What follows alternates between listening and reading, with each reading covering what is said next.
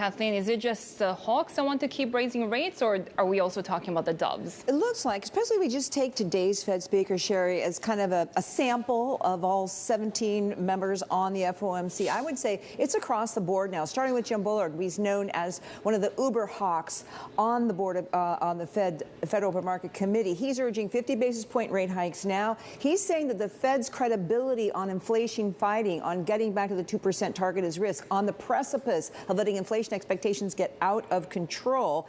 His argument is really simple. If we are aggressive now, if we can get inflation to start coming down next year, maybe we could even start cutting rates by the end of next year. Let's listen.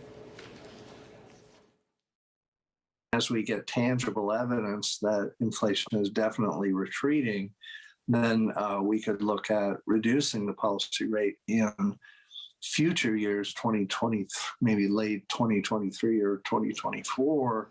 Moving on to Mary Daly, San Francisco Fed president. She is known as one of the almost uber doves. Definitely has been in the dovish camp, but Mary Daly yet again saying today she is ready for the Fed to do what it takes to get inflation trending down. 50 basis point rate hikes now to get to new world, then start watching the data. Tom Barkin, Richmond Fed. I would say he's more of a centrist.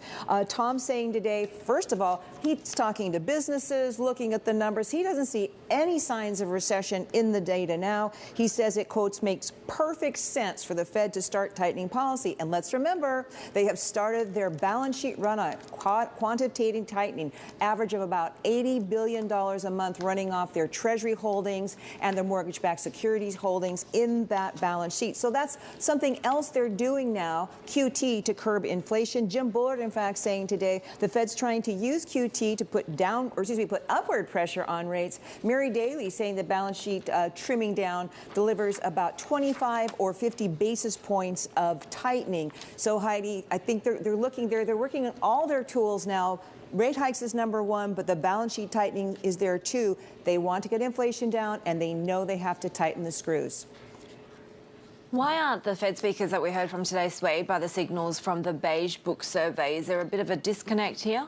Well, I think the signals are a little bit mixed. Even so, it's a question of, first of all, the BEIGE book, it's the 12 district banks. They do this sort of anecdotal survey of economists and businesses, professors at universities, and then they put together this survey. And one of the main reasons that 4 districts out of 12 explicitly talked about a slowdown, growth getting, moderate or lower, is because of, number one, labor shortages, and number two, supply chain constraints. Now, that's not exactly a sign of weakening demand, is it? Furthermore, we got a couple of strong economic reports today, as you know, the ISM manufacturing survey, that is purchasing managers. It goes back to the 1940s. What we see there is the gauge staying at 57 in May, only down a little from 57.5 in April, well above 50, which signals expansion. Then U.S. job openings, the jobs report, JOLTS report, I should say, goes down from a record, but it still shows there are 2 job openings for every unemployed worker in the country. Remember, Bill Dudley just said the labor market's very tight. The Fed's got to start loosening it up